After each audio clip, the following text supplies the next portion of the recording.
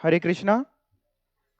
देखिए, आज एफएम में हम लोग एक थ्योरेटिकल चैप्टर पढ़ने वाले हैं। एक आधा कॉन्सेप्ट ईवीए वगैरह का प्रैक्टिकल है, ईवीए एमवीए, बाकी थ्योरेटिकल चैप्टर है। और चैप्टर का नाम क्या है? न्यू सिलेबस में इस चैप्टर का नाम इंट्रोडक्शन करके दिया हुआ है, और ओल्ड सिलेबस में इसका नाम मैंने दोनों का लिख रखा है, nature, significance and scope of financial management. दोनों में एग्जैक्टली सेम ही कंटेंट है।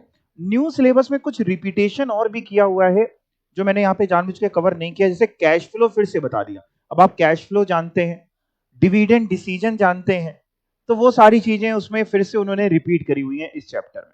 तो आइए देखते हैं। अच्छा चैप्टर है, इजी चैप्टर है कह सकते हैं। देखते हैं क्या है इस चैप्टर में। वैसे नाम से अगर देखने की कोशिश करें तो ये नाम ज्यादा बेटर है, nature, significance and scope of financial management. जो आपने एफएम पूरी पढ़ डाली, इसका क्या नेचर है, क्या सिग्निफिकेंस है, पढ़ते हैं। Meaning of finance. फाइनेंस क्या भाई? पैसा। पैसे के बिना तो बिजनेस हो सकता है कि नहीं हो सकता है? नहीं हो सकता। तो finance is the backbone of any business. कोई भी बिजनेस करना है, उसकी जो बैकबोन है, मेन जो चीज है, रीढ़ की हड्डी मान लीजिए उसको, वो बिजनेस है। बिजनेस को या फाइनेंस को कह रहे तीन कैटेगरीज में बांट सकते हैं। कौन सी तीन कैटेगरी बोल रहे हैं? एक पब्लिक फाइनेंस, एक कॉर्पोरेट फाइनेंस और एक पर्सनल फाइनेंस। यानी जो पैसा आपने पब्लिक से लिया वो पब्लिक फाइनेंस, कॉर्पोरेट वगैरह से लिया है कॉर्पोरेट, और खुद का पैसा जो लगा है पर्सनल फाइनेंस। फाइनेंशियल मैनेजमेंट का मतलब क्या है? यानी फाइनेंस का मतलब तो समझ लिया, बट हमारा जो सब्जेक्ट है एफएम बेसिकली, इसका मतलब क्या? देखिए, फाइनेंशियल मैनेजमेंट नाम समझिए, इसका मतलब है सही तरीके से फाइनेंस को लाना और उसको सही तरीके से यूज करना। आपने वर्किंग कैपिटल वगैरह चैप्टर में देखा भी था कि बहुत ज्यादा सरप्लस होगा तो भी आपके लिए दिक्कत है, प्रॉफिट कम हो जाएगा क्योंकि आपको ब्याज देना पड़ेगा। कम होगा अगर आपके पास फाइनेंस, पैसा कम होगा तो भी दिक्कत। तो जितना ऑप्टिमम है उतना होना चाहिए। Financial management refers to the effective and efficient planning, organizing, directing and controlling. क्या क्या बोल गए देखिए, इफेक्टिव एंड एफिशिएंट। आपको इफेक्टिव तरीके से और एफिशिएंट तरीके से क्या करना चाहिए? प्लानिंग करनी चाहिए कि कितना फाइनेंशियल एक्टिविटीज में आगे पैसों की जरूरत है। सही से ऑर्गेनाइज करना चाहिए, organizing, directing, controlling financial activity and processes of an organization. यही तो मेन है फाइनेंशियल मैनेजमेंट। फाइनेंशियल मैनेजर का यही तो काम है, फाइनेंस मैनेजर का। फाइनेंशियल मैनेजमेंट इंक्लूड्स, क्या इंक्लूड करता है? But it is not limited to. क्या इंक्लूड करता है पहले तो ये पढ़ो। फंड प्रोक्योरमेंट, पैसा कहां कहां से लाएं? इक्विटी से लाएं, डिबेंचर से लाएं, बैंक से लोन ले लें, प्रेफरेंस शेयर इशू कर दें। उसको कहां एलोकेट करें? उस पैसे से क्या बनाएं? हम पेन बनाते हैं, पेन बनाए, मोबाइल बनाए, क्या बनाए? एलोकेशन कैसे करें उस फाइनेंशियल रिसोर्सेज का? कितना पेन की तरफ, कितना इसकी तरफ, और उसको कैसे यूज करें, एक्सेट्रा। कह रहे ये इसके फंक्शंस हैं। लेकिन क्या केवल इतने ही फंक्शन है? फाइनेंशियल मैनेजमेंट अपने आप में बहुत बड़ा है, ठीक है ना। इसके अलावा आपने जैसे एफएम में देखा है कि इसके फंक्शन कैपिटल बजटिंग भी है, कि हमें कोई प्रोजेक्ट करना चाहिए नहीं करना चाहिए। दूसरा कॉस्ट ऑफ कैपिटल है, कहां से पैसा लाएं कहां से नहीं लाएं। सिक्योरिटी एनालिसिस देखा हुआ है आपने, तो बहुत सारे इसके काम है। 10, financial management is related not only to fund raising, केवल फंड रेजिंग नहीं है, but encompasses wider perspective of managing of finances for the company efficiently. यानी केवल फंड रेजिंग नहीं, बट क्या है? वाइडर पर्सपेक्टिव क्या है? आप अपने फाइनेंस को एफिशिएंटली यानी सही तरीके से मैनेज करो। जिसको और कैसे कह सकते हैं? फाइनेंशियल मैनेजमेंट को आप डिफाइन कर सकते हैं एज एन आर्ट और ए साइंस। दोनों ही है ना, हर चीज बचपन से दोनों ही मिली, आर्ट भी मिली, साइंस भी मिली, of managing money. Thus, financial management is broadly concerned with raising of funds, creating value to the asset, पैसा लाना, assets की value create करना, और उसका सही से efficient allocation करना। It is the study of integration of flow of funds in the most optimal manner। जो भी पैसा आ रहा है या लगा रहे हैं उसको सही से इंटीग्रेट करें, उसको सही से मैनेज करें ऑप्टिमल मैनर में, ताकि ज्यादा से ज्यादा आपको रिटर्न मिले, to maximise return by taking सही decision, proper decision in utilising the fund. यही घर पे भी होता है, जो भी पैसा आता है एक लिमिटेड पैसा होता है, उसको सही तरीके से एलोकेट करना, कहां यूज करना है और कहां यूज नहीं करना। सेम है business. In other words, raising of funds में क्या होना चाहिए? मिनिमम कॉस्ट होनी चाहिए और मैक्सिमम रिटर्न होना चाहिए। तो ये बेसिकली हमारा कह सकते हैं कि फाइनेंस के लिए या फाइनेंशियल मैनेजमेंट के लिए एक छोटी सी चीज है जो हमको पता भी थी। अब बात करते हैं साहब, किस तरीके का नेचर है, स्कोप है एंड ऑब्जेक्टिव है फाइनेंशियल मैनेजमेंट का। Nature, scope, objective. Financial management is considered as an organic function of a business. तो बिजनेस नहीं चलेगा and has rightly become an important, बहुत बहुत इंपॉर्टेंट है, जाहिर सी बात है। किस तरीके के फाइनेंशियल डिसीजन होते हैं जरा बताना, आपने इसमें से कौन कौन से ऑलरेडी पढ़ रखे?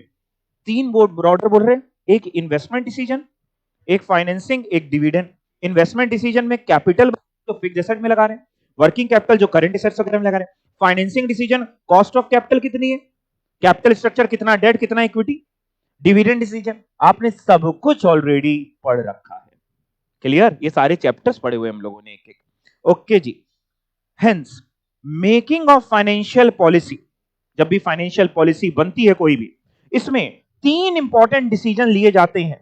तीन चीजें दिमाग में होती है क्या? एक फाइनेंसिंग डिसीजन, पैसा आएगा कहां से, इन्वेस्टिंग डिसीजन, उसको कहां इन्वेस्ट करेंगे, और फिर उसमें से कितना डिविडेंड बांटें जो भी हमने कमाया, और कितना रिटेन्ड कर लें। ये तीनों चीजें always helpful to the management, ताकि वो एक की कॉर्पोरेट, इंपॉर्टेंट कॉर्पोरेट डिसीजन ले पाए, जैसे एक्सपेंशन करना, व्यापार को बढ़ाना, डाइवर्सिफिकेशन, और किसी प्रोडक्ट लाइन में आपको जाना है, एक्सेट्रा एक्सेट्रा। तो जो भी आपको करना है फाइनेंस में, तीन चीजें हमेशा दिमाग में रखनी चाहिए। फाइनेंसिंग कहां से आएगी, इन्वेस्टिंग कहां से होगी, और इन्वेस्टिंग कहां पे करेंगे, और डिविडेंड बांटें ना बांटें, क्या फर्क पड़ने वाला है उससे। आइए, हमारा जो भी डिसीजन होगा उसका क्राइटेरिया क्या होगा। डिसीजन मींस कहां से पैसा लाएं, कहां इन्वेस्ट करें, वही डिसीजन, और कितना डिविडेंड बांटे, उसका criteria. Decision criteria depends upon क्या ऑब्जेक्टिव है जो आप अचीव करना चाह रहे हैं। हर फर्म का ऑब्जेक्टिव अलग अलग है। कुछ फर्म का ऑब्जेक्टिव होगा कि वो लॉन्ग टर्म आगे सस्टेन करना चाह रही है, तो वो ज्यादा फोकस करेंगी कमाने पे, ना कि डिविडेंड बांटने में। जैसे डिविडेंड में भी हम लोग ने मोदी गिलानी जी को पढ़ा था, वो कह रहे थे डिविडेंड बांटो ना बांटो कोई फर्क नहीं है। तो decision criteria depends upon the objective to be achieve through instrumentally of decision making process. सही तरीके से आप डिसीजन मेकिंग प्रोसेस करिए। मेन ऑब्जेक्टिव क्या? Main objective which business organisation pursue are, underline करिए, ऊपर भी लिखा था, यहां रिपीटेड है। कभी पूछे मेन ऑब्जेक्टिव क्या किसी बिजनेस का, maximization of return and minimization of cost. As a matter of fact, क्या क्या टेक्निक आप यूज कर सकते हैं जब भी आप डिसीजन ले रहे हैं फाइनेंशियल मैनेजमेंट एफएम से रिलेटेड? तो दिमाग में क्या होना चाहिए? अर्जेंसी। आपको जो पैसा चाहिए कितना अर्जेंट है।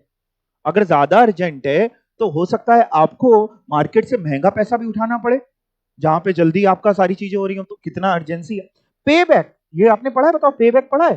पे बैक पीरियड जो यहाँ प्रोजेक्ट में लगा रहे हैं, कितने टाइम में पैसा वापस आएगा। रेट ऑफ रिटर्न भी पढ़ा है, उसी कैपिटल बजटिंग वाले चैप्टर में आपने एआरआर निकालना सीखा, या सिक्योरिटी एनालिसिस में एचपीआर निकालना सीखा, होल्डिंग पीरियड रिटर्न निकालना सीखा। Undiscounted benefit ratio, undiscounted benefit ratio क्या है? आपको याद हो तो हम लोगों ने एक पीआई पढ़ा था, प्रॉफिटेबिलिटी इंडेक्स। प्रॉफिटेबिलिटी इंडेक्स हम लोग ने पढ़ा था, जिसमें हम लोग ने फॉर्मूला पढ़ा था present value of cash inflow upon present value of cash outflow. अब अनडिस्काउंटेड सुनो, अगर अनडिस्काउंटेड निकालना है तो केवल ऊपर कैश इनफ्लो ले लो, बिना प्रेजेंट वैल्यू में कन्वर्ट करे, और अपॉन कैश आउटफ्लो, जितना कैश इनफ्लो है टोटल अपॉन कैश आउटफ्लो, वो अनडिस्काउंटेड है। और डिस्काउंटेड क्या होगा? Present value. तो दोनों लिखे हैं, undiscounted benefit cost ratio, discounted benefit cost ratio. Undiscounted में क्या लिखा है? It is the ratio between aggregate benefits यानी inflows, benefits means inflows, and cost of project यानी outflow, that is inflow upon outflow, total inflow upon outflow।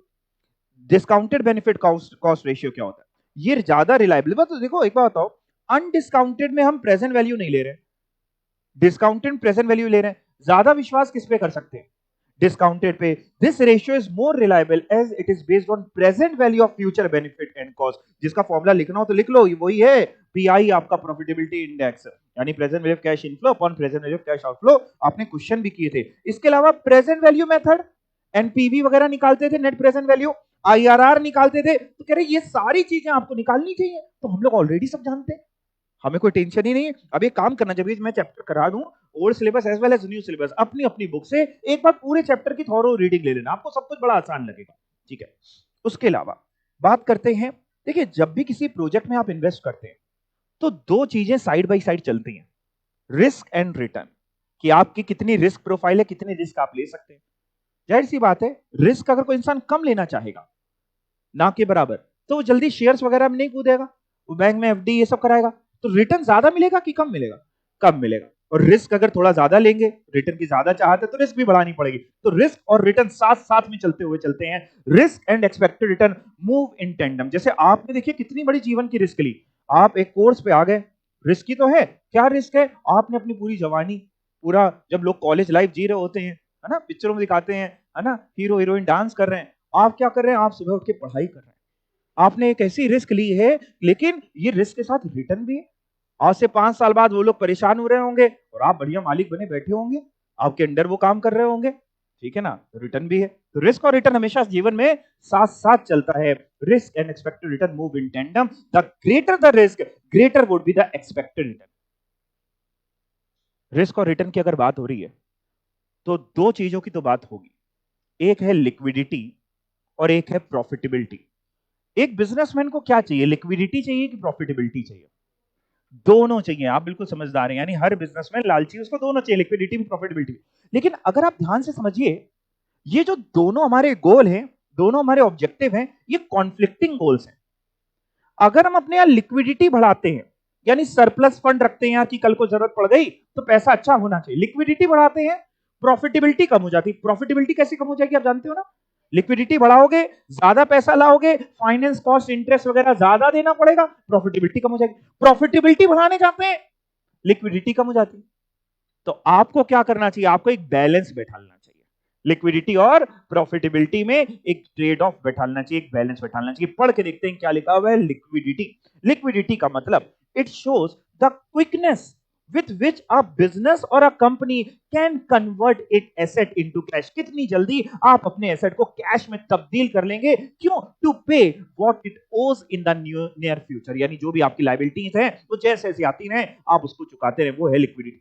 While using liquidity as a decision criteria, management makes use of ratio।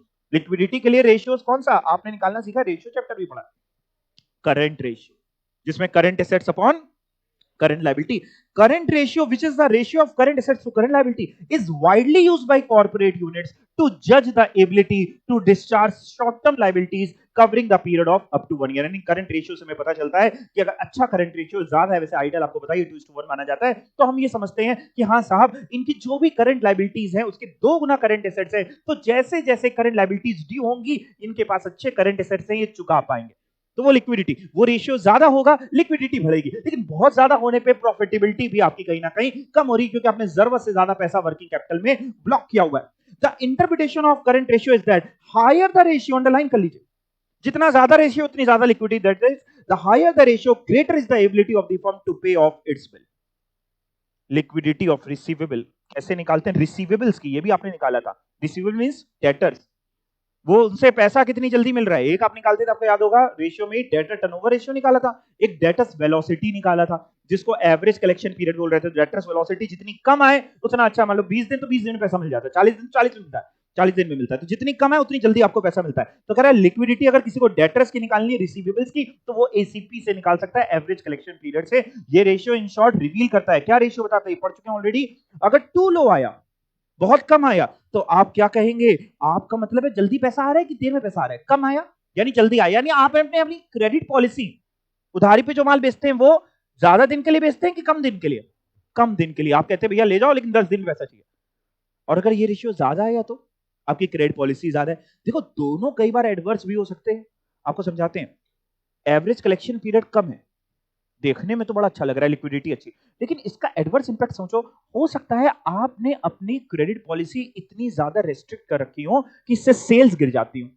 लोग आपसे, आप कहते हैं भैया 10 दिन पैसा चाहिए, आपका कॉम्पिटिटर कह रहा है भैया ले जाओ 40 दिन में दे देना, या 50 दिन में देना, जब हो तब दे देना, तो लोग आपके पास आने की बजाय वहां चले जाते हैं। तो ऑन एन एवरेज हमें एसीपी तो अच्छा दिख रहा है, बट ओवरऑल हो सकता है सेल कम हो रही हो। बहुत ज्यादा करने से भी आपको बताया क्या दिक्कत है, बहुत ज्यादा करने में बैड डेट के चांसेस बढ़ रहे हैं, कॉस्टिंग बढ़ रही है, कहीं से हम तो पैसा ला रहे हैं और आप उधार बेच रहे हैं, आप कह रहे 2 महीने बाद देंगे, तो हमारा पैसा तो 2 महीने के लिए ब्लॉक हो गया ना। तो दोनों आपको देखना पड़ेगा, देखिए डिपेंड करता है इंडस्ट्री टू इंडस्ट्री, वो सब रेशियो चैप्टर में मैंने पढ़ा था कि बाकी कॉम्पिटिटर क्या कर रहे हैं, आपको वैसा ही करना पड़ेगा, कोई अलग नहीं है। पढ़ के देखते हैं। Too low an average collection period may suggest excessively restricted credit policy of a company। बहुत लोग अगर एसीपी बहुत ज्यादा, जरूरत ज्यादा, तो उससे हम ये कह सकते हैं कि इस कंपनी की क्रेडिट पॉलिसी बहुत रेस्ट्रिक्टेड है, ये नॉर्मली कम उधार में माल बेचती है। और अगर टू हाई है तो वो हो सकता है टू लिबरल क्रेडिट पॉलिसी। आप समझे दोनों का disadvantage. A large number of receivable may remain due and outstanding। कब? जब आपके एसीपी ज्यादा होगा कि कम होगा। एसीपी अगर ज्यादा होगा तो बहुत से डेटर्स हो सकते हैं जो ड्यू पड़े हैं, आउटस्टैंडिंग पड़े हो, जिससे प्रॉफिटेबिलिटी कम हो रही। प्रॉफिटेबिलिटी क्यों कम हो रही? ज्यादा टाइम के लिए पैसा उनके पास पड़ा हुआ है, हमारा ब्याज मर रहा है और ज्यादा चांसेस हो रहे हैं किसके, बैड डेट्स के। याद है आपको वर्किंग कैपिटल में हम लोग ने इस पे क्वेश्चन भी किया था कि कौन सी क्रेडिट पॉलिसी अच्छी है, कर रहे थे ना, 30 दिन 45 दिन ऐसे कुछ था, 60 दिन वगैरह, तो हम लोग ने निकाला था सब पे प्रॉफिटेबिलिटी। अब बात करते हैं तो हुई लिक्विडिटी। दूसरा है हमारा ऑब्जेक्टिव क्या, प्रॉफिटेबिलिटी। प्रॉफिटेबिलिटी तो सबको चाहिए। Profitability as a decision criteria is another important tool in financial management for taking decision from different angles after evaluating performance of the company. यानी प्रॉफिटेबिलिटी एक ऐसा डिसीजन क्राइटेरिया है लिक्विडिटी के अलावा जो हर फाइनेंशियल मैनेजमेंट के लिए आपको लेना पड़ता है अलग अलग एंगल से सोचते हुए। प्रॉफिटेबिलिटी कैसे निकाल सकते हैं, इसके लिए भी तो बहुत सारे रेशियोज पड़े थे, आपको याद हो जीपी रेशियो था, एनपी रेशियो था, बहुत सारे रेशियोज थे प्रॉफिटेबिलिटी के ऊपर। Profitability can be related to total sales से रिलेट करके देख सकते हैं कि टोटल सेल कितनी है, प्रॉफिट कितना है। कैपिटल से रिलेट कर सकते हैं, कैपिटल इतनी लगाई है, प्रॉफिट इतना हो रहा है। नेटवर्थ से रिलेट कर सकते हैं, या आप रेशियोज यूज कर सकते हैं, जैसे profitability to profit to sales ratio, return on investment ROI ratio पढ़ा था, जीपी रेशियो पढ़ा था, यानी प्रॉफिट टू सेल्स रेशियो, यानी जिसको आप एनपी रेशियो बोल सकते हैं, आरओआई, ये सब आपने पढ़ा, GP ratio. One of the important profitability ratio is profits on equity निकाल सकते हैं, आरओई निकाल सकते हैं, return on equity drawn from the PNL related to equity of the share holder, जो बैलेंस शीट में दिखाते हैं। This is an indicator of profit जो फंड्स में कमाया किसने, ओनर ने ना भाई। आरओई क्या मतलब, रिटर्न ऑन इक्विटी, इक्विटी वालों ने कितना रिटर्न कमाया, तो यानी ओनर ने कितना रिटर्न कमाया। It is an indicator of actual return जो उन्होंने रिसीव करे। और ये रेशियो बेसिकली जो इक्विटी के लिए निकालते हैं, दो तरीके से निकल सकता है, दो फॉर्मूलेज होते हैं इक्विटी के लिए रिटर्न निकालने के लिए, आरओई निकालने के लिए। एक है earnings available to common share holder, common मतलब equity share holder, divide by total equity. ये आपको आता तो है, देखिए आपने सीखा है ईबीआईटी। ईबीआईटी शुरू करें कि पूरी सेल से शुरू करें, EBIT less interest EBT less tax EAT less preference dividend के बाद बचता है earning available for equity share holder, ये वही है, divided by total equity, equity plus reserve surplus, कितना उनका पैसा लगा, तो उससे प्रॉफिटेबिलिटी पता चल जाएगी आपने उनके लिए कितना कमाया। परसेंटेज में चाहिए होगा तो इंटू 100 कर लेते हैं। या इसी का ऑल्टरनेटिव क्या लिखा हुआ है कि अगर प्रेफरेंस शेयर्स नहीं है आपके पास, तो जो आपका ईएटी आएगा अर्निंग आफ्टर टैक्स, वही earning available for equity share holder. तो दूसरा formula net income after tax, यानी जिसको आप ईएटी भी लिखना चाहो तो लिख सकते हो, अपॉन टोटल इक्विटी। देखिए जो सेकंड वाला है इसमें ब्रैकेट में कुछ लिखा है कि ये कब यूज होगा, सेकंड वाला फॉर्मूला प्रेफरेंस शेयर जब नहीं होंगे तभी। आप समझिए जब प्रेफरेंस शेयर नहीं होंगे तो पीएटी जो है वो इक्विटी को बिलोंग करता है। अगर प्रेफरेंस शेयर है तो पीएटी में पहले प्रेफरेंस का डिविडेंड जाएगा, फिर जो अर्निंग बचती है वो इक्विटी को बिलोंग करती है। जीपी रेशियो बता रहे हैं, जीपी रेशियो इंडिकेट करता है profit relative to sale after. देखो जीपी कैसे निकलता है, छोटे में जब ट्रेडिंग पीएनएल करते थे तो ट्रेडिंग में जीएपी निकलता था। ट्रेडिंग में जब जीपी निकलता था, जीपी निकालने के लिए आप कौन से खर्चे माइनस करते थे, डायरेक्ट एक्सपेंस की इनडायरेक्ट।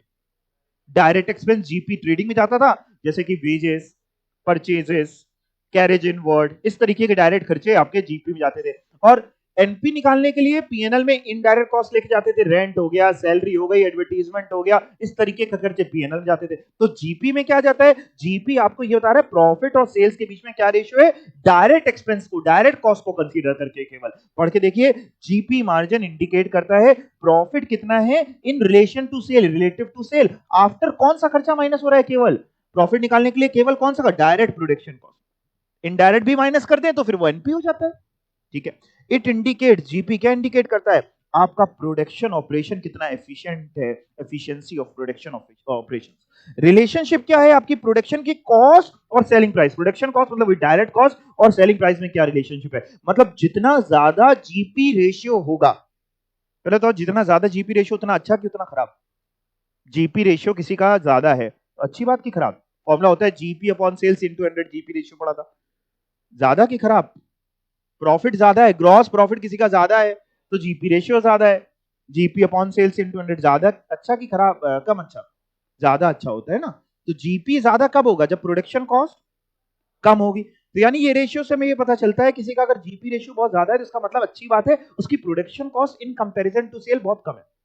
और अगर किसी का जीपी रेशियो कम है तो उसकी प्रोडक्शन कॉस्ट ज्यादा है। आपने देखा होगा वो कौन सा एक आता था, पता नहीं आता नहीं आता है, वो जिसमें पैसा बांटते थे, वो बैठ जाते थे, shark tank.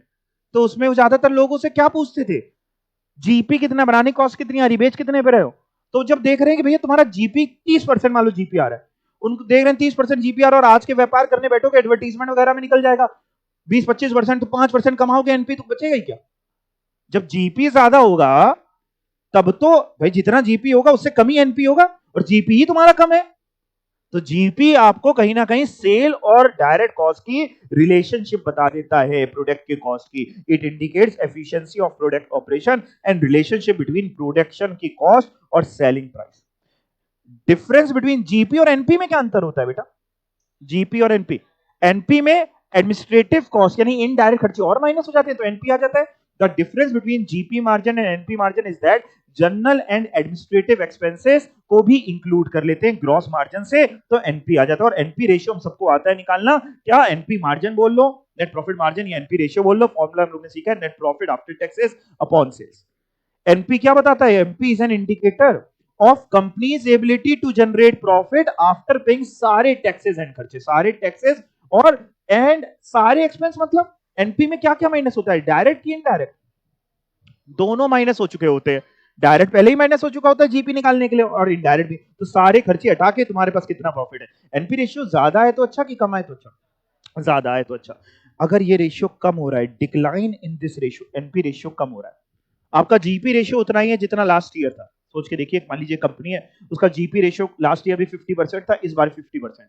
NP ratio last year 30% था, इस बार 20% है। एनपी कम हो रहा है, इससे हम लोग क्या समझेंगे? इनकी इनडायरेक्ट कॉस्ट यानी एडमिनिस्ट्रेशन कॉस्ट बढ़ रही है। आप समझे? तो कह रहे हैं डिक्लाइन अगर ये रेशियो हो रहा है तो इसका मतलब क्या है सर? इसका मतलब है presence of higher expenses related to sale, या हो सकता है टैक्स बढ़ा दिया सरकार ने। Higher tax burden on the company, effect करती है उसकी प्रॉफिटेबिलिटी एडवर्सली। जैसे बहुत सी कंपनियां करती क्या है, अगर टैक्स बढ़ गया किसी प्रोडक्ट पे, जीएसटी वगैरह बढ़ गया, वैसे तो है देखा जाए तो इनडायरेक्ट टैक्स है, कस्टमर से वसूलना है, लेकिन एक रेंज के बाद आप प्राइसिंग बहुत ज्यादा कर दोगे तो वो माल बिकना कम हो जाएगा। लेट्स से वॉशिंग मशीन आज आप और हम खरीदते हैं 10 15 20 हजार की आती है, अगर वही 50,000 की हो गई तो इंसान कहेगा नहीं भैया हम हाथ से कपड़े धो लेंगे। तो प्रोडक्ट बहुत ज्यादा, अब वो करते क्या है, तो वो क्वालिटी थोड़ी कम करते हैं, टैक्सेस तो झेलने हैं, तो क्वालिटी खराब। आज की तारीख में देखिए, आपने सुना भी होगा घर वालों से, जो पहले की क्वालिटी चीज है, वो घर की टेबल हो आपके घर में या कोई भी चीज हो, और जो आज की क्वालिटी है, फर्क है। तो दो दो तरीके, क्योंकि कॉस्टिंग बढ़ रही है, आप सेलिंग बढ़ा रहे हैं कि उस रेशियो में नहीं बढ़ा पा रहे, या टैक्सेस बढ़ रहे हैं। दूसरा, कंपनी को यह भी समझ में आ गया कि बहुत ज्यादा ड्यूरेबल आइटम भी नहीं बेचना है। बहुत ज्यादा ड्यूरेबल आइटम बेच दिया तो कस्टमर लेके बैठ जाएगा, दोबारा कहां खरीदेगा, हमारा टर्नओवर कैसे होगा? तो ऐसा आइटम बेचो 2-4 साल चले, उसके बाद बेकार हो जाए, फिर खुद ही नया खरीदोगे। ठीक है ना? तो ये एक फर्क है। तो डिक्लाइन हो रहा है, इसका मतलब आपके एक्सपेंसेस ज्यादा है। ओके। इसके अलावा for assessment of profitability as a decision criteria, आप क्या निकाल सकते हैं? आरओआई निकाल सकते हैं। ये तो समझ में आ गया आप सभी को। अब आ जाइए जरा नीचे, ऑब्जेक्टिव्स ऑफ ए फर्म, और इसको इंपॉर्टेंट मार्क करिए। किसी भी फर्म, किसी भी कंपनी के क्या ऑब्जेक्टिव्स है? बेसिकली जब भी हम लोग ऑब्जेक्टिव की बात करते हैं तो दो चीजों की बात कर रहे होते हैं, दो ऑब्जेक्टिव होते हैं, एक प्रॉफिट मैक्सिमाइजेशन और एक share holder wealth maximisation.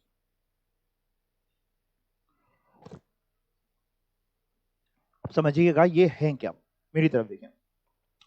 Profit maximization एक शॉर्ट टर्म ऑब्जेक्टिव है कि भाई शेयर होल्डर को डिविडेंड ज्यादा बांट दो, उनका मुनाफा ज्यादा कर दो, ये है profit. Share holder wealth maximization एक ब्रॉडर ऑब्जेक्टिव है, एक लॉन्ग टर्म ऑब्जेक्टिव है कि हमें जिन लोगों ने हमारे कंपनी में पैसा लगाया उनकी वेल्थ बढ़ानी। आज उन्होंने 100 का शेयर खरीदा तो हमें एकदम से नहीं 1,500 का कर देना है, स्पेकुलेशन नहीं करना है, भागना है, हमें उसको धीमे धीमे चलना है। तो जो लोग बहुत शॉर्ट टर्म के लिए किसी कंपनी का, इन्वेस्टर की बात कर रहा हूं, जो लोग बहुत शॉर्ट टर्म के लिए किसी कंपनी का शेयर खरीदते हैं वो प्रॉफिट ढूंढते हैं। लेकिन जो समझदार इन्वेस्टर है वो ऐसी कंपनी में पैसा लगाएगा जो जिसकी ग्रोइंग कैपेसिटी अच्छी, जो ऐसा प्रोडक्ट बनाती है जो मार्केट में डिमांड है। जैसे अब इलेक्ट्रिक व्हीकल्स का जमाना है, तो आज की तारीख में उनके शेयर्स बहुत चल रहे हैं, तो लेकिन आपको उसमें थोड़ा रुकना पड़ेगा, 5-10 साल खरीद के डाल दीजिए। तो साहब, इन्वेस्टर और ट्रेडर दोनों में अंतर क्या है? ट्रेडर प्रॉफिट मैक्सिमाइजेशन सोचता है, इन्वेस्टर शेयर होल्डर जो है वो वेल्थ मैक्सिमाइजेशन सोचता है। तो दोनों ही ऑब्जेक्टिव में पढ़ के देखते हैं क्या है, और एग्जाम में पूछा जा सकता है।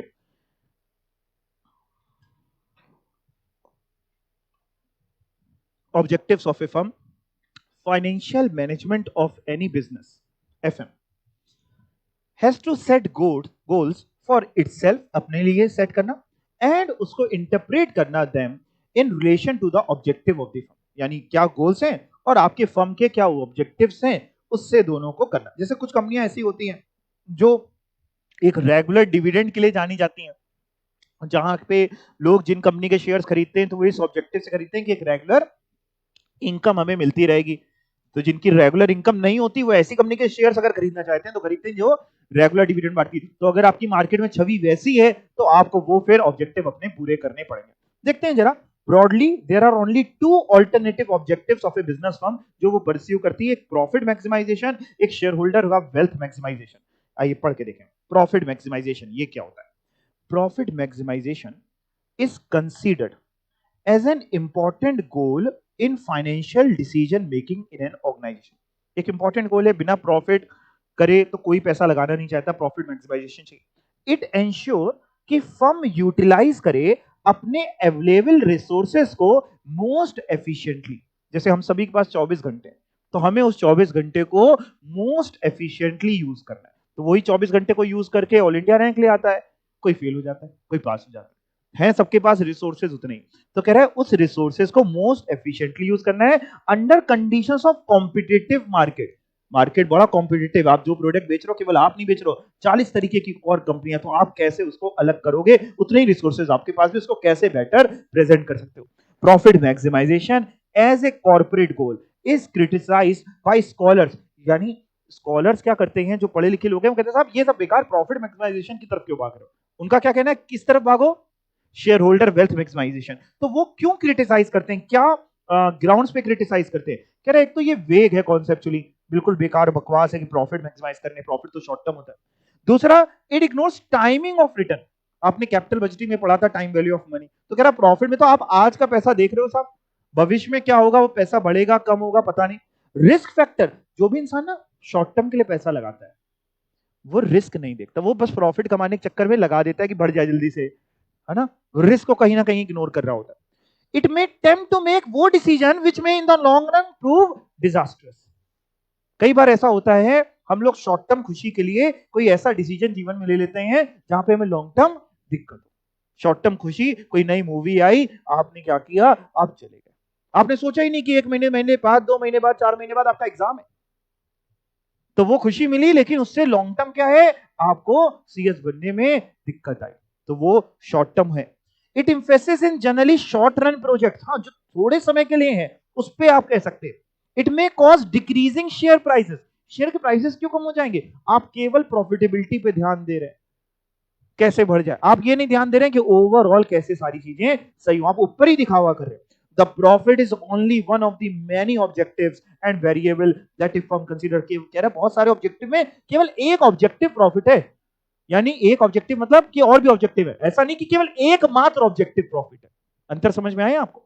दूसरा बता रहे हैं शेयर होल्डर वेल्थ मैक्सिमाइजेशन, जिसको अच्छा माना जाता है, जिसमें आपने जैसे एनपीवी वगैरह पढ़ी, प्रोजेक्ट आपका देखिए। अगर कोई बहुत से लोग होते हैं, दो तरीके के लोग होते हैं जीवन में। कुछ लोग ऐसे होते हैं जो अंदर से कुछ नहीं होते, दिखावा करते हैं, और कुछ लोग ऐसे होते हैं जो अंदर से बहुत होते हैं लेकिन बहुत सिंपल लाइफ जीते हैं, रतन टाटा, है ना, उनको आप देखिए कितनी सिंपल लाइफ, बिल्कुल साधारण पहनावा आप उनका देखेंगे, है ना। मुकेश अंबानी भी आप ज्यादा नहीं देखेंगे कोई हीरो का हाथ लटकाए हुए घूम रहे हैं। और मार्केट में आप बहुत से ऐसे लोग देख लीजिए, घर में रोटी नहीं है, आईफोन लेके घूम रहे हैं।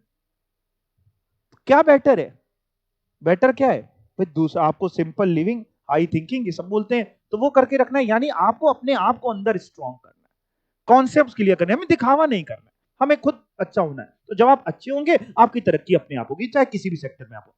According to Solomon, share holder wealth maximisation, underline कर लीजिए, मींस मैक्सिमाइजिंग, क्या हम मैक्सिमाइज करने की कोशिश कर रहे हैं, NPV of a course of action to share holder, यानी नेट प्रेजेंट वैल्यू। कोशिश करे ऐसे प्रोजेक्ट्स में कंपनी इन्वेस्ट करे जहां पे लॉन्ग रन में इनफ्लोज अच्छे मिले, नेट प्रेजेंट वैल्यू कंपनी की अच्छी हो।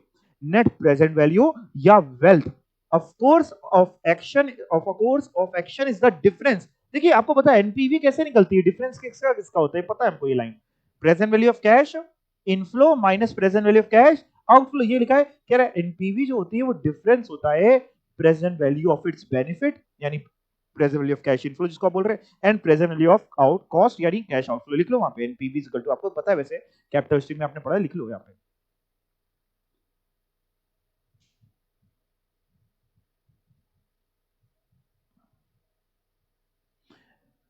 ये जो गोल है मैक्सिमम प्रेजेंट वैल्यू का, इज जनरली जस्टिफाइड, यानी आप देखिए तो उसकी बुराई हो रही थी प्रॉफिटेबिलिटी की और इसकी बढ़ाई हो रही है कि हाँ साहब प्रेजेंट वैल्यू एंड पीवी बढ़ाने पे फोकस करना चाहिए। क्यों जस्टिफाइड है देखते जरा।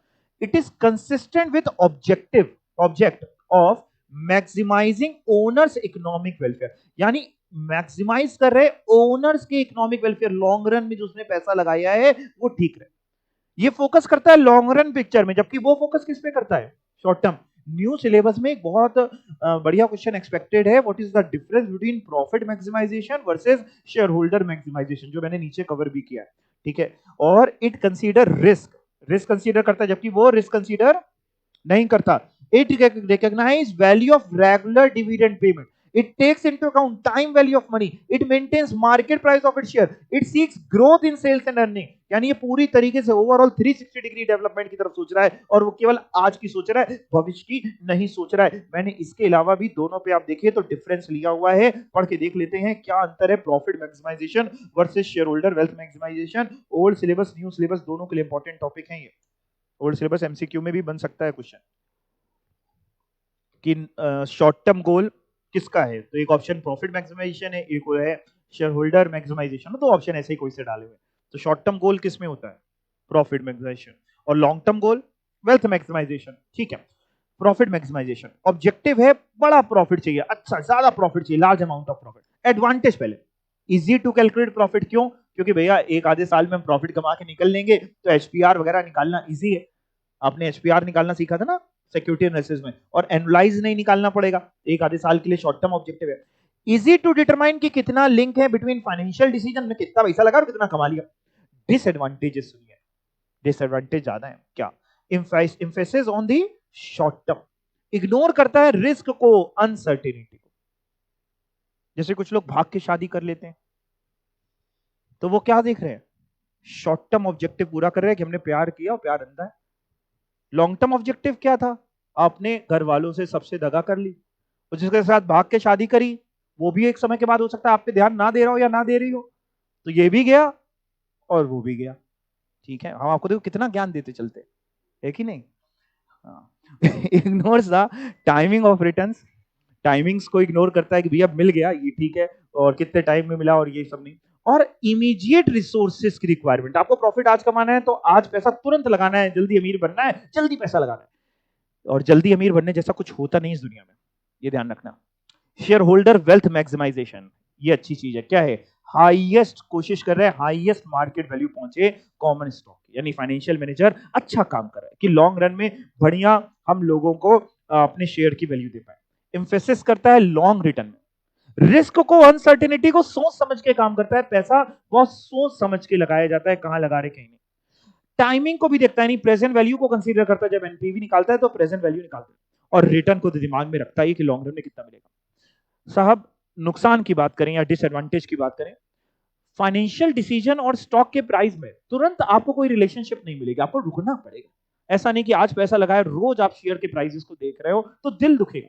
तो अगर लॉन्ग टर्म के लिए लगाया है तो फिर लगा के भूल जाओ, है ना, भूल जाओ, 5 साल बाद 10 साल बाद देखना क्या पहुंचा। इसके लिए लेकिन बड़ा जिगर चाहिए, है ना। लोग क्या करते हैं रोज, अरे यार इतना डूब गया इतना लग गया, तो लॉन्ग टर्म में आपको थोड़ा रुकना पड़ेगा। और कहीं ना कहीं मैनेजमेंट को हो सकता है एंजाइटी हो, फ्रस्ट्रेशन हो कि क्यों नहीं बढ़ रहा एक लॉन्ग टर्म ऑब्जेक्टिव से, आप सीरियस है कई बार बनना चाह रहे हैं, मतलब है ना, कई बार नहीं अंदर से फ्रस्ट्रेशन हो लगती है, यार बने ही चले जा रहे हैं, करे ही चले जा रहे हैं, करे कब बनेंगे किस दिन बनेंगे, लेकिन पेशेंस रखिए, जिस दिन आप बनेंगे उस दिन सब कुछ अच्छा अच्छा होने वाला है, ठीक है। अब भाई साहब दो कॉन्सेप्ट आते हुए यहाँ पे, एक ईवीए आने वाला है और एक market value added, economic value added, market value added. ये तो मैंने आपके साथ ईवीए कहीं डिस्कस किया है क्या इस बैच में, कभी कहीं पे डिस्कस किया है, आपको कुछ याद आ रहा है, नहीं, ओके।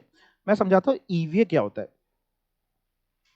पहले तो ईवीए को इंपॉर्टेंट मार्क करिए, और ओल्ड सिलेबस में एफएम में भी ये टॉपिक है और अकाउंट्स का जो सब्जेक्ट है उसमें भी ये टॉपिक है, ओल्ड सिलेबस वाले दोनों में किसी में भी पेपर में ही आ सकता है, ठीक है ना। और न्यू सिलेबस में तो वो एक ही सब्जेक्ट आप जानते हैं। तो खैर ईवीए क्या है मैं आपको समझाने की कोशिश करता हूं। देखिए हम लोग करते हैं क्या है, हम लोग ईबीआईटी लेते हैं, ईबीआईटी में अपन क्या करते हैं, इंटरेस्ट माइनस करते हैं, ईबीटी आता है, टैक्स माइनस करते हैं, ईएटी आता है, प्रेफरेंस डिविडेंड माइनस करते हैं, earning available for equity share holder आता है। और हम उनसे ये कहते हैं साहब कि ये जो बचा ये आपका है, कम बचा तो भी आपका, ज्यादा बचा तो भी आपका।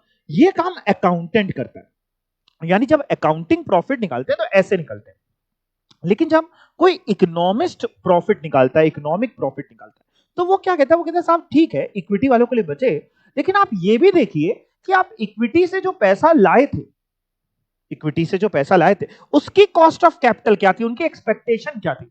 इक्विटी से जो आप पैसा लाए थे लेस से उनकी कॉस्ट ऑफ कैपिटल 15% थी।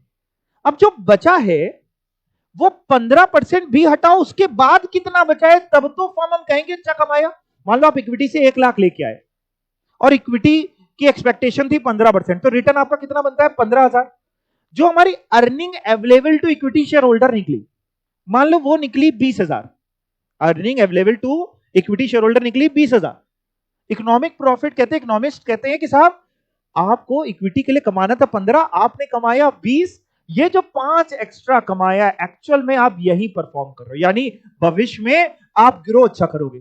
इसको कहते हैं इकोनॉमिक वैल्यू एडेड। वहीं दूसरी कंपनी एक्सपेक्टेशन थी इक्विटी की 15, इसने इक्विटी के लिए कमाया लेकिन 12,000, 1 लाख के इक्विटी शेयर थे। तो ये हम लोग अकाउंटेंट क्या करता है कि ये जो बचा तुम्हारा है 12,000, लेकिन इकोनॉमिस्ट क्या करता है, वो कहता है नहीं साहब तुमने नेगेटिव इकोनॉमिक वैल्यू ऐड किया, तुम 15 भी नहीं कमा पाए, यानी 3,000। अब निकलता कैसे, इसका बड़ा सिंपल तरीका होता है। इसका तरीका ये होता है कि हम नोपैड लेते हैं, net operating profit after tax, अभी मतलब समझाऊंगा इसका, और इसमें से माइनस करते हैं जो टोटल कैपिटल एम्प्लॉयड है इनटू डब्ल्यूएसीसी। डब्ल्यूएसीसी क्या होता है बेटा, WACC weighted average cost of capital, या जिसको ओवरऑल कॉस्ट ऑफ कैपिटल हम लोगों ने सीखी थी एफएमई।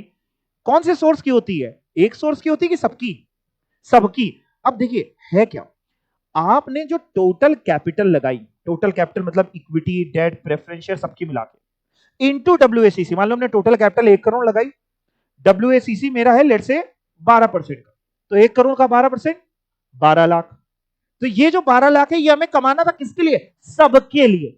सबके लिए मतलब डेट भी है, इक्विटी भी है, प्रेफरेंस भी है, क्योंकि हमने कैपिटल एम्प्लॉयड और डब्ल्यूएसीसी उठाई, केवल इक्विटी और इक्विटी की कॉस्ट नहीं उठाई।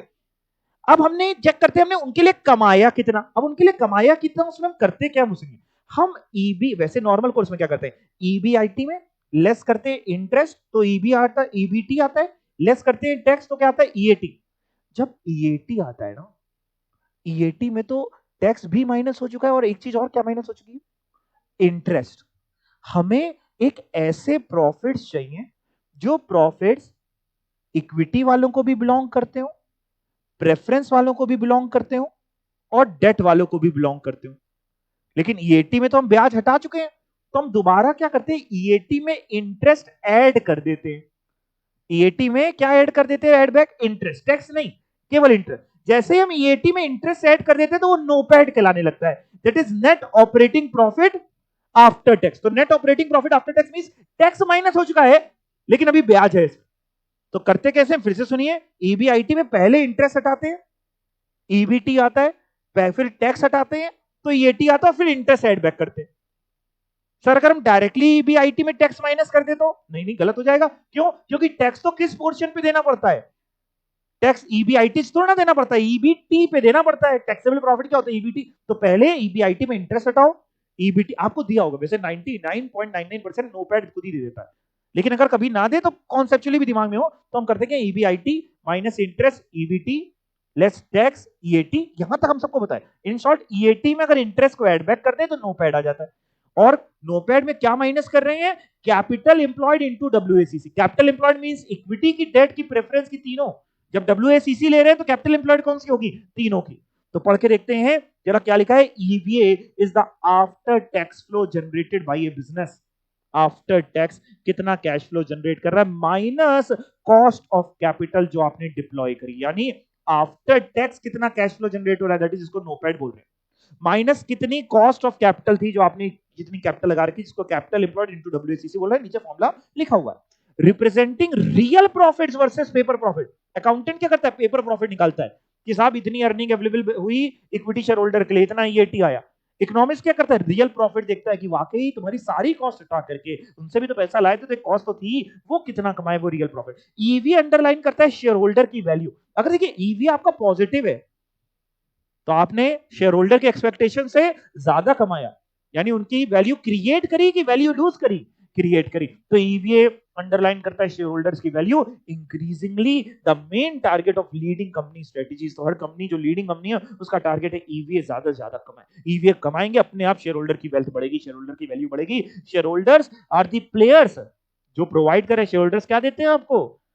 कैपिटल दे रहे हैं, तभी तो आप खेल पा रहे हैं। क्या खेल रहे हैं? बिजनेस में माल बना के बेच रहे हैं। They invest to gain a return on the capital. दो फॉर्मूले लिखे हैं ईवीए के, दोनों सेम लिखा है।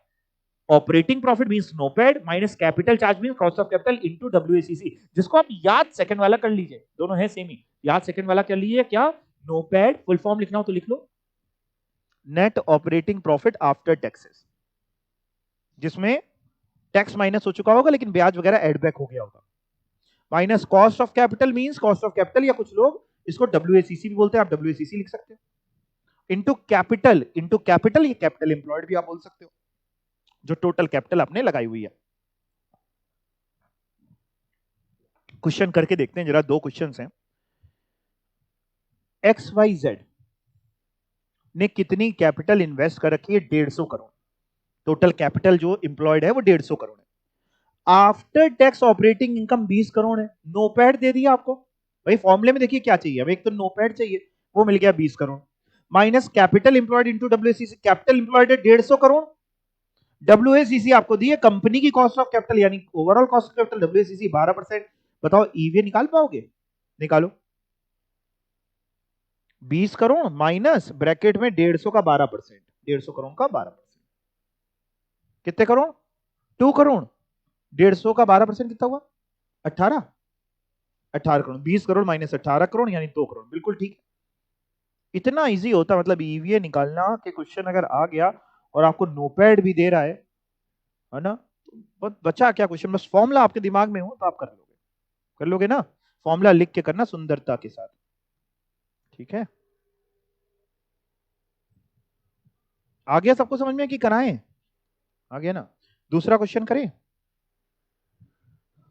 लिखा है से you made a 20,000 rupees capital investment in your company. 20,000 की कैपिटल इन्वेस्टमेंट यानी वही कैपिटल एम्प्लॉयड है। ऑपरेटिंग प्रॉफिट आफ्टर टैक्सेस 10,000 है, नो पैड है। अपॉर्चुनिटी कॉस्ट 10% है, डब्ल्यूएसीसी है। निकालो, बड़ा आराम से निकाल लो। क्या EVA is equal to sir NOPAT minus, क्या करें बेटा, ऐसे लिख लें, capital employed into WACC is equal to NOPAT है सर हमारा आपका 10,000, ठीक है बेटा। कैपिटल एम्प्लॉयड सर 20,000 है, इसका 10% डब्ल्यूएसीसी है, ये माइनस का साइन है, ठीक है ना। 8,000, वेरी गुड, बहुत बढ़िया। ईवीए हो जाएगा 10,000 माइनस 2,000 यानी 8,000 का हमारा ईवीए है। क्या सर नेगेटिव ईवीए भी हो सकता है? हो सकता है, बिल्कुल। नेगेटिव होगा तो माइनस का साइन लगा देंगे। नेगेटिव कब होगा? जब कैपिटल एम्प्लॉयड इनटू डब्ल्यूएसीसी की फिगर ज्यादा होगी और नोपैड कम होगा, यानी वो समझा रहा है, उससे ये पता चलता है कि कंपनी डिक्लाइनिंग फेज में है, अच्छा काम नहीं कर पा रही है। अच्छा, अगर हमको जैसे ये फॉर्मूला है, इधर देखना, नोपैड माइनस कैपिटल एम्प्लॉयड इनटू डब्ल्यूएसीसी, ये फॉर्मूला है। अगर कोई इंसान आपसे कहता है कि हमें अपना ईवीए बढ़ाना है, हर कंपनी का ऑब्जेक्टिव क्या होना चाहिए? ईवीए बढ़ाने का कि कम करने का? बढ़ाने का। ईवीए बढ़ाना है, उसके क्या क्या तरीके हो सकते हैं? सबसे पहले कोशिश करे कि वो अपना नोपैड बढ़ाने की कोशिश करे, ज्यादा माल बेचे, कॉस्टिंग कहीं से कम हो जाए, रॉ मटेरियल लेबर थोड़ी सस्ती हो जाए। नोपैड कैसे बढ़ा सकते? एक केस पे फोकस। और क्या कर सकते हैं? डब्ल्यूएसीसी कम करने की कोशिश करें, वेरी गुड। यानी ऐसे सोर्सेस मार्केट में पता करें पैसा लाने के, जहां से हो सकता है सस्ता पैसा मिल जाए। अभी आपने लोन लिया है मान लीजिए 15% पे, कहीं दूसरी जगह पे 13% पे अवेलेबल है, तो स्विच करा लीजिए, वहां से हटा करके दूसरी जगह कर लीजिए। डब्ल्यूएसीसी के अलावा वो भी कम करना। और क्या ऑब्जेक्टिव? कैपिटल एम्प्लॉयड में कुछ कर सकते हैं क्या?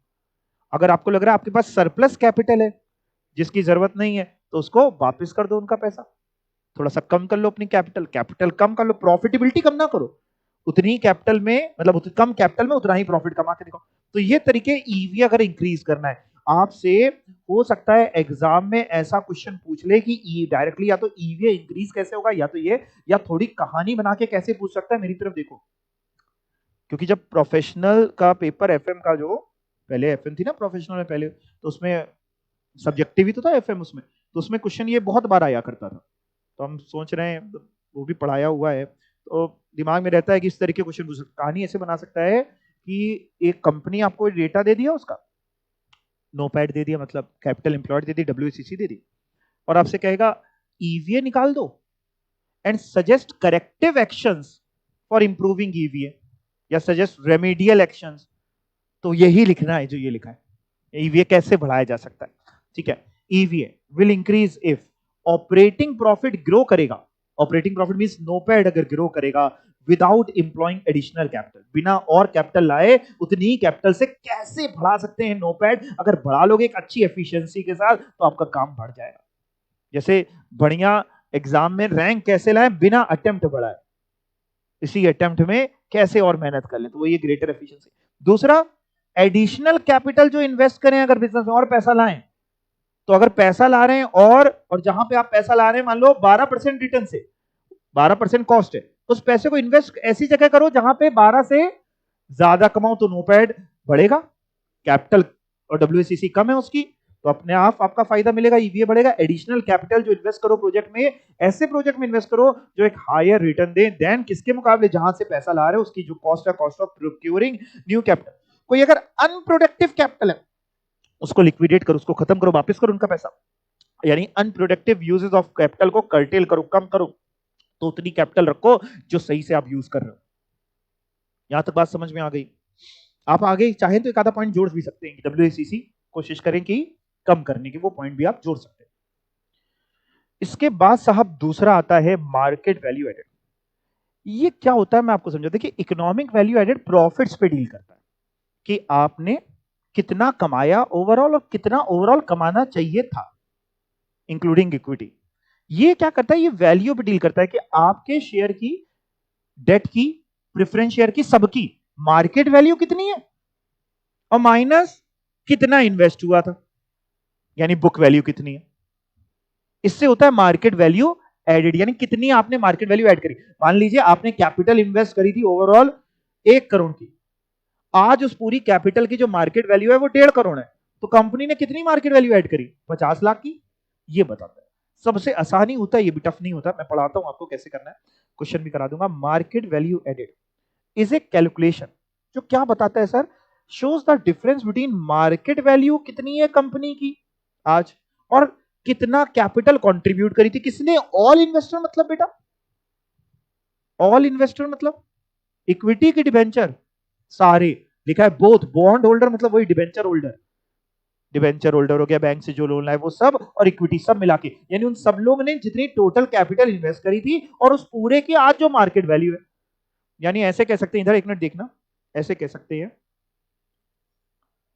कि market value added is equal to total market value of company minus क्या, total capital employed by all investor. अब total market value of company का मतलब क्या है sir, total market value of company, market value of equity भी रहेगी इसमें और मार्केट वैल्यू ऑफ डेट भी रहेगा, अगर प्रेफरेंस है तो वो भी रहेगा। आपको अगर याद हो, हम लोग ने जब एफएम में एक चैप्टर पढ़ा था कैपिटल स्ट्रक्चर का, वहां पे आपको याद होगा तो हम लोग ने एक एनओआई अप्रोच पढ़ा था, एक एनआई अप्रोच पढ़ा था, ट्रेडिशनल पढ़ा था, ऐसा कुछ याद आ रहा है? वहां पे मैंने आपको वैल्यू ऑफ फर्म निकालना सिखाया था। वैल्यू ऑफ फर्म कैसे निकलती थी, market value of firm, value of equity लेते थे और उसमें वैल्यू ऑफ डेट जोड़ देते थे, वही तो वैल्यू ऑफ फर्म है। यही तो कर रहे हैं, ये जो मार्केट वैल्यू ऑफ कंपनी है यानी वैल्यू ऑफ फर्म, ये दो चीजें से बनेंगी, value of equity plus value of debt, साथ में कैपिटल इंप्लॉयड भी, दो चीजों का टोटल होगा। अब प्रेफरेंस होगा तो वो भी हो जाएगा, ठीक है ना। कैपिटल इंप्लॉयड में भी क्या लेना है, इक्विटी की भी कैपिटल इंप्लॉयड प्लस डेट की भी कैपिटल इंप्लॉयड। आमतौर पे हम लोग करते क्या है, अगर क्वेश्चन में कुछ नहीं दिया होता तो हम ये मानते हैं कि डेट की जो कैपिटल इंप्लॉयड है यानी जो बुक वैल्यू उतनी ही उसकी मार्केट वैल्यू मान लेते हैं। डेट की अगर कैपिटल इंप्लॉयड है 10 लाख की तो मार्केट वैल्यू, अगर दिया नहीं, अगर दिया है तो फिर बोलेंगे, तो अगर कुछ नहीं दिया तो डेट की capital employed book value 10 lakh तो मार्केट वैल्यू भी 10 लाख। जब ये दोनों सेम हो जाती हैं तो अल्टीमेटली बचता क्या पता है, केवल इक्विटी की मार्केट वैल्यू माइनस इक्विटी की कैपिटल इंप्लॉयड। लेकिन फॉर्मूले में हम ऐसे ही लिखते हैं, करके देखते हैं, क्वेश्चन कराता हूं मैं आपको, परेशान ना होइए। MVA market value added, V minus की, सर ये क्या है? एमवीए का फुल फॉर्म तो आपको बताइए, मार्केट वैल्यू एडेड। वी क्या है? वी है market value of the firm, जिसमें मार्केट वैल्यू में क्या होगा? इक्विटी होगा कि डेट होगा कि दोनों होंगे? दोनों, including value of firms, equity भी और डेट भी, यानी पूरी एंटरप्राइज की वैल्यू। के क्या है सर? के है टोटल कैपिटल जो लगा रखी है, यानी यहां पे लिख रहा हूं तो लिख लीजिए, इक्विटी भी और डेट भी। एक क्वेश्चन देखते हैं, कंपनी एक्स वाई जेड, जिसकी शेयर होल्डर की बुक वैल्यू है $7.5 लाख, कंपनी ओन करती, शेयर होल्डर की बुक वैल्यू मतलब इक्विटी है कि प्रेफरेंस है, क्या है? बुक वैल्यू मतलब सबकी दी है, वो शेयर होल्डर्स कह रहे हैं। अब बता क्या रहे हैं, कंपनी ओन करती है 5,000 preferred share, preference share, 1 lakh common share, यानी 1 lakh number of equity share है। प्रेजेंट मार्केट वैल्यू जो कॉमन शेयर की है वो 12.5 है इक्विटी की, और 100 है आपकी प्रेफरेंस शेयर की। बस नीचे मत देखना, नीचे तो हम लोग करेंगे। करना क्या है सर? मार्केट वैल्यू एडेड निकालनी है हमको। तो कैसे निकाल सकते हैं? एमवीए अगर हमें निकालना हो तो कैसे करेंगे सर? बेटा देखो, मार्केट वैल्यू या टोटल, ऐसे बोले, total market value minus total capital invested या कैपिटल एम्प्लॉयड, ऐसे लिख लेते हैं। तो market value of, market value added मतलब is equal to total market value. कैसे निकालेंगे? देखो, टोटल मार्केट वैल्यू कैसे निकालोगे? 1 लाख इक्विटी शेयर्स इंटू कितना करोगे? 12.5, 12.5 रुपए का एक शेयर मार्केट में, प्लस अभी केवल मार्केट वैल्यू में इक्विटी थोड़ी ना लेनी है, प्रेफरेंस भी लेनी है। 5,000 का प्रेफरेंस शेयर इंटू प्रेफरेंस की है 100, डेट होता तो डेट भी ले लेता, डेट है ही नहीं। माइनस टोटल कैपिटल एम्प्लॉयड मतलब इक्विटी की प्रेफरेंस की, दोनों दोनों वो दी हुई है शेयर होल्डर की बुक वैल्यू 7.5 लाख। अगर कहता है इक्विटी की इतनी है, प्रेफरेंस कितनी, हम दोनों का टोटल करके बुक वैल्यू लेते, माइनस 7.5 लाख। चलो पहले एक बार इसको मल्टीप्लाई कर करके प्लस करो, ये हो जाएगा 1,लाख इंटू 12.5, 12.5 लाख, 5,000 इंटू 100, 5 लाख, यानी टोटल हो जाएगा 17,50,000 माइनस 7.5 लाख, 10 लाख। दिख रहा है ना आपको? 10 लाख, ये आपकी मार्केट वैल्यू एडेड आ गई। तो बड़ा आसान होता है, ईवीए और market value added. Old syllabus में ये जो मार्केट वैल्यू एडेड है, ये आपके इस चैप्टर में नहीं दिया है, लेकिन आपके करिकुलम में है। आपके करिकुलम में अकाउंट्स में मार्केट वैल्यू एडेड है। तो ओल्ड सिलेबस वाले ये ना सोचे कि हमारे में नहीं है, इसलिए मैं समझाता चलता हूं, जो नहीं होगा वो मैं बता दूंगा। तो दोनों में है, ओल्ड में भी है, न्यू में भी है। ओल्ड में अकाउंट्स में ये टॉपिक कवर्ड है।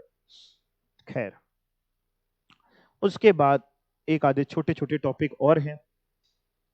एक है फाइनेंशियल डिस्ट्रेस एंड इंसॉल्वेंसी, मैं आपको समझा देता हूं ये क्या है।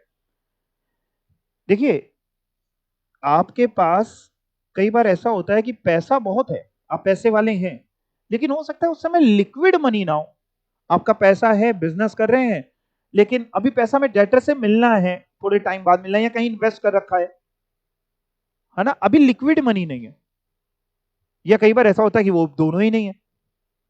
अब अगर आपके पास कैश फ्लो की सिचुएशन बहुत टाइट है, पैसा सही से आ नहीं रहा जितना आपने सोचा है, तो अल्टीमेटली क्या होगा? आपके जो क्रेडिटर्स वगैरह हैं, आप उनको बार बार वापस करोगे, मार्केट में गुडविल खराब होगी, बैंक से और लोन लाओगे। बैंक से जब और लोन लाओगे तो बैंक क्या करेगा? इंटरेस्ट कॉस्ट बढ़ाएगा, ज्यादा लोन देगा, बैंक की रिस्क बढ़ेगी। एक समय ऐसा आएगा, बहुत बढ़ा देगा या मना कर देगा। आप धीमे धीमे करते हुए क्रेडिटर्स का पेमेंट करना बंद कर पाओगे। क्रेडिटर्स इतना हाहाकार मचाएंगे कि हो सकता है आपके पास एसेट जो आपने लगा रखे हैं वो बेच के उनका पैसा चुकाना पड़े। धीमे धीमे करते हुए होगा क्या? इतना फाइनेंशियल डिस्ट्रेस हो जाएगा, माइंड इतना खराब हो जाएगा कि आप इंसॉल्वेंसी की कगार पे पहुंच जाएंगे। ये है, ये टॉपिक पढ़ के देखिएगा। If cash flow is inadequate, cash flow inadequate है, तो हो सकता है फर्म डिफिकल्टीज फेस करे इन पेमेंट ऑफ इंटरेस्ट, ना दे पाए टाइम, प्रिंसिपल का रीपेमेंट ना कर पाए। इफ ये सिचुएशन एक लंबे समय तक चलती रहेगी तो क्या होगा? एक टाइम ऐसा आएगा साहब जब फर्म को बहुत प्रेशर होगा क्रेडिटर से कि भैया हमारा पैसा दो, वो आपके आके दरवाजे बैठे रहेंगे रोज। फेलियर ऑफ सेल्स, आपका माल बिक नहीं रहा। आप समझ रहे हैं, जब प्रॉब्लम आती तो हर तरफ से आती, इससे और आपको दिक्कतें होगी, प्रोडक्शन नहीं हो पा रहा, क्रेडिटर्स ने सामान देना बंद कर दिया, अल्टीमेटली फर्म बहुत टाइट स्पॉट पे आ जाएगी। क्या इन्वेस्टर, देखो आपको किसी कंपनी में इन्वेस्ट करना है, आप अच्छी कंपनी में इन्वेस्ट करोगे, खराब कंपनी में?